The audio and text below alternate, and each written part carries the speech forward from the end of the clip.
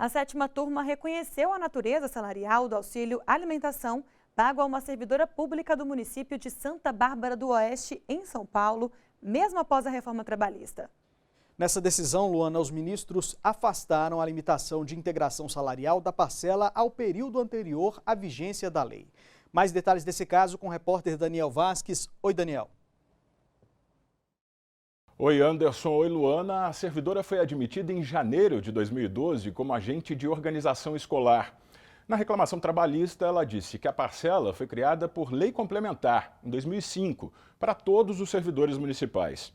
Afirmou ainda que o valor tinha natureza salarial, pois era acreditado habitualmente em cartão magnético, sem deduções, e representava um percentual significativo em relação ao salário.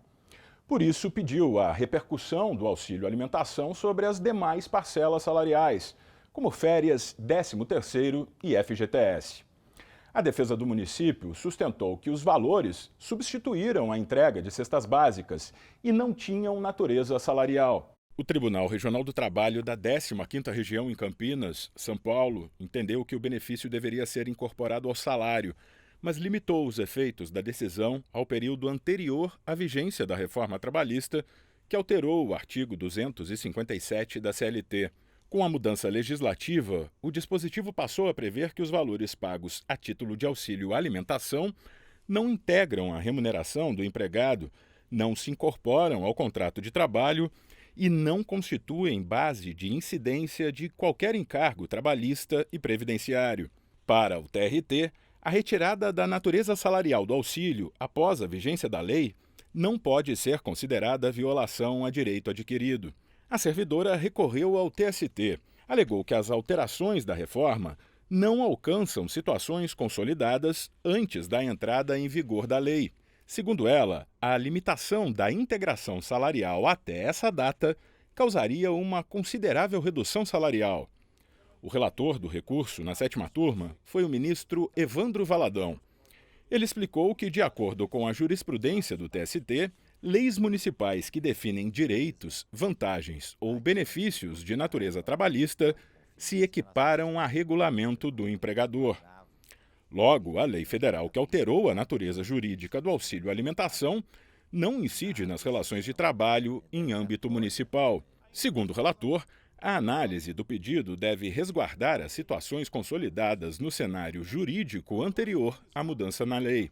No caso, quando a servidora foi admitida, a lei municipal previa a natureza salarial do benefício e essa previsão não pode ser alterada posteriormente, ainda que por meio da lei federal. O relator observou ainda que o artigo 468 da CLT veda mudanças das condições de trabalho que resultem em prejuízos a empregadas e empregados. Estaria subentendido, não digo assim expressamente, mas estaria submetido quando eu digo no meu voto mantendo a natureza salarial, isso incorporação remuneratória, quer dizer, enquanto perdurar o contrato de trabalho, não pode ser alterado. O ministro Agra Belmonte acompanhou o relator. Ele acrescentou que o caso precisa ser analisado sob a ótica do princípio da irredutibilidade salarial. Na 3ª turma, o princípio que vigorava era o princípio da alteração contratual, da pactuação salarial, daquilo que foi pactuado no contrato quando de seu nascedouro e que ia até o final. Aquilo que se observava era antes e depois da reforma trabalhista. Eu não tenho esse pensamento. Eu acho que algumas parcelas elas têm que se adaptar à reforma, algumas. A turma entendeu que a não integração da parcela à remuneração somente se aplica aos contratos iniciados a partir da vigência da reforma trabalhista. De maneira unânime, o colegiado aceitou o recurso da servidora e manteve a natureza salarial do auxílio alimentação com repercussão nas verbas contratuais, enquanto perdurar o contrato de trabalho. Eu volto com vocês no estúdio. Tá certo, Daniel. Muito obrigada pelas informações e bom trabalho para você.